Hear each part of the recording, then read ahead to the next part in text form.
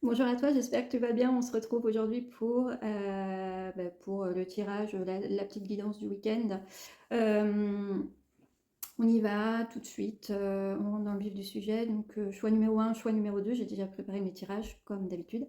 Je te laisse quelques secondes pour, laisser venir à toi peut-être un chiffre et puis on va aller voir tout de suite ce que l'oracle a à nous dire. On garde à l'esprit que c'est un tirage général et que ça ne peut pas parler à tout le monde, et que c'est ok si ça ne te parle pas, ça ne veut pas dire que c'est du pipi de chat, si je peux dire ça comme ça. La cartomancie, j'en profite pour passer un petit message en fait, voilà. La cartomancie, c'est pas forcément on va dire, rigolo de la chose. Oh, je me fais tirer les cartes et puis je vais voir ce qui en ressort, je vais voir si elle peut voir ci, si elle peut voir ça, si elle est vraiment compétente. Moi, ça me fait parfois doucement sourire quand je suis par exemple sur un salon et que la personne s'assoit en face de moi et me dit ben non, je vous dis rien. Je vous dis rien, c'est à vous de savoir. Alors, j'explique très gentiment qu'il me faut au moins un point de départ. Et puis, souvent, les personnes me donnent qu'un tout petit bout de départ. Et sauf que les cartes, très vite, elles mettent en avant quelque chose de très percutant. Et, et là, les personnes commencent à s'interroger et à s'ouvrir. Et ça se voit d'ailleurs dans la gestuelle, puisqu'ils arrivent, ils sont comme ça. Et quand on sort une réalité dès le début du tirage, ce qui est souvent le cas, surtout avec les personnes sceptiques, j'ai envie de dire, eh bien, on voit que voilà, la posture change. C'est soit on est comme ça attentif, dis-moi en plus parce que là tu m'intéresses, ou alors on est un petit peu estomaqué et c'est waouh, comment est-ce que tu as pu savoir ça alors que je te l'ai pas dit? Eh bien, c'est là-dessus que j'aimerais venir appuyer, c'est que en fait, c'est pas du spectacle. La cartomancie, c'est pas du spectacle. La cartomancie, elle est là pour guider.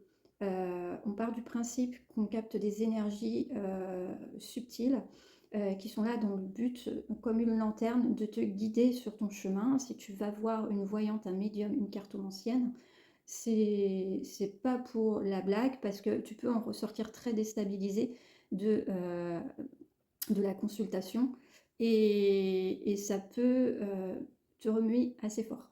Donc tout ça pour dire que si ça ne te parle pas à toi quand c'est du général, mais c'est peut-être que c'est normal, parce que c'est du général et que il n'y a pas une question de départ. En fait, moi j'essaie de demander des messages qui pourront correspondre au plus... euh, Oh, mais quel con, j'ai pas mis... Attendez, j'ai pas mis mon micro, j'ai pas accroché mon micro. Je verrai, j'écouterai avant de poster, sinon je la referai. Tout ça, qu'est-ce que je disais? Voilà, ça m'a coupé la chic. Donc tout ça pour dire, voilà, que la cartomancie, c'est quelque chose... voilà, on capte des messages, enfin, j'essaie de canaliser un message qui pourra parler au plus grand nombre. Si ça ne te parle pas, c'est ok. Parce que ça peut ne pas parler. Moi, là, franchement, parfois, les messages que je vous donne, parfois, ça peut coller, ça peut me convenir. Là, pour le coup, pas trop. Mais c'est ok. Voilà. Donc, on est parti. Tas numéro 1. On nous parle d'un voyage, de devoir s'isoler. On nous parle de prendre du recul. Alors j'ai la carte du voyage, j'ai la carte de l'ordre aussi. C'est-à-dire qu'on prend du recul, peut-être on a besoin de partir pour s'isoler. J'ai la carte du désert, donc ce besoin de se recentrer sur soi-même. C'est des cartes qui sont très percutantes au début du tirage, et puis derrière on comprend pourquoi il y a ce besoin. Donc il y a l'ordre, il y a le désert, il y a le voyage, ce besoin de partir, de s'isoler, ce besoin de couper, peut-être avec certaines personnes, un besoin d'aller se ressourcer, peut-être aussi, mais en tout cas de se retrouver face à soi-même et de se poser les bonnes questions parce qu'on a besoin de retrouver un certain équilibre. On voit que c'est quelque chose qui porte ses fruits. On a la carte de la bénédiction. Donc c'est comme si, en fait, cette période qui vous invite à devoir vous isoler, finalement, va vous apporter quelque chose que peut-être vous ne percevez pas encore, Mais en tout cas, il y a quelque chose qui va se mettre en place. Derrière, on a la lumière, on a le soleil ici qui nous parle vraiment de rejaillir. Quand on débute le tirage, on a le désert. Derrière, on a quand même ce soleil qui nous rappelle que voilà, je brille, je suis moi. Et puis, on a la clé. C'est-à-dire que peut-être qu'en partant, on va chercher une solution à un problème. Peut-être qu'en partant, on a besoin de trouver justement cette clé. Cette clé, c'est la croix de Ankh. Je ne sais pas si vous connaissez la croix de Ankh, mais la croix de Ankh, c'est la croix de vie et de mort. Et donc cette clé, en fait, elle ouvre un nouveau chapitre de vie. Donc en fait, dans ce tirage-là, on est en train de vous dire que si vous vous sentez pas bien, si vous avez l'impression de devoir vous retrouver vous-même, n'hésitez pas. N'hésitez pas à partir. C'est pas forcément loin, c'est pas forcément longtemps non plus, mais à prendre du temps pour vous, pour essayer de vous recentrer. Ce soleil, il nous montre que on a la carte de l'équité aussi ici, donc c'est vraiment l'équité retrouvée, le yin et le yang. On a vraiment cette conception qui nous fait comprendre que voilà, c'est équilibré. On arrive à venir rééquilibrer les choses, en tout cas par la pensée. Avec la carte de la bénédiction, j'ai envie de vous dire que c'est presque un effort vital. C'est vital.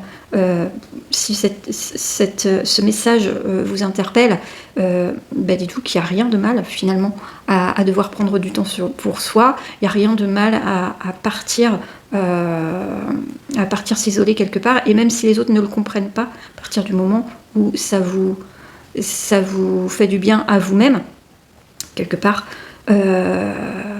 c'est sûr qu'on veut toujours ménager l'entourage, mais il y a parfois le besoin de se prioriser aussi.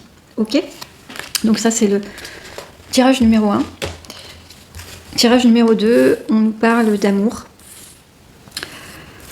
On commence le tirage avec la carte de l'homme. Donc si vous êtes un homme, ça peut être vous, ça peut être aussi si vous êtes une femme, ça peut être un homme de votre entourage amoureux. On a la carte de l'amour ici. Donc ça peut être un partenaire. Si vous êtes un homme, c'est peut-être voilà, le sentiment amoureux qui va vous faire travailler. Je pars vraiment sur ce mot-là, travailler, un travail sur soi. Tout à l'heure, dans le premier tirage, on avait le voyage. Ici, on a l'isolement. On avait le désert dans le premier tirage. Ici, on a l'isolement, encore une fois. Tout à l'heure, on avait la bénédiction. Ici, on a la carte de l'âme. Voilà. Il y a quelque chose... Il y a quelque chose à venir analyser, il y a quelque chose à venir nettoyer. On a la carte de l'eau ici qui nous parle de venir laver quelque chose, de venir aussi purifier. Donc pour moi, il y a le sentiment amoureux, donc ça peut être à l'intérieur de votre relation, ça peut être aussi l'amour pour vous-même, votre amour propre. Vous l'adaptez à votre situation. On voit qu'il y a quelque chose avec cette carte de l'eau. On vous demande de venir travailler cette énergie. C'est assez lourd, hein.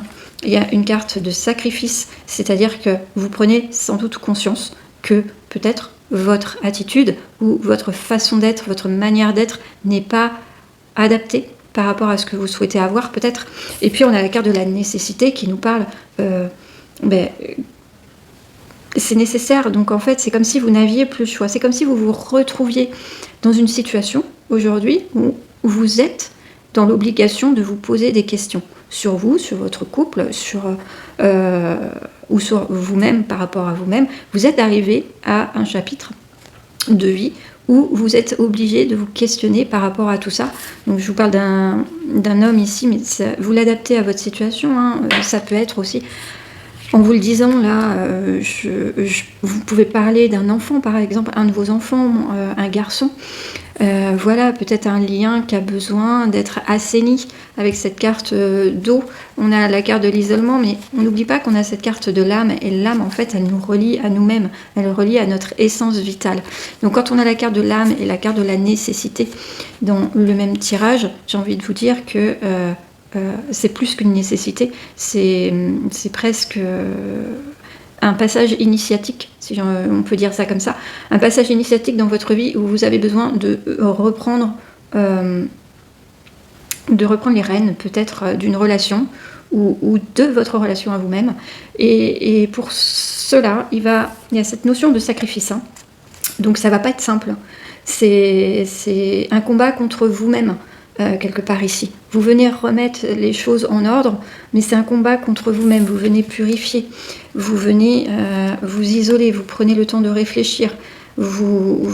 Avec cette carte de sacrifice, c'est compliqué, c'est pas simple à mettre en place. Vous avez l'impression de perdre des choses, mais pour autant, avec cette carte de l'âme, c'est quelque chose d'extrêmement nécessaire. Donc il ne faudrait pas zapper cette étape de vie.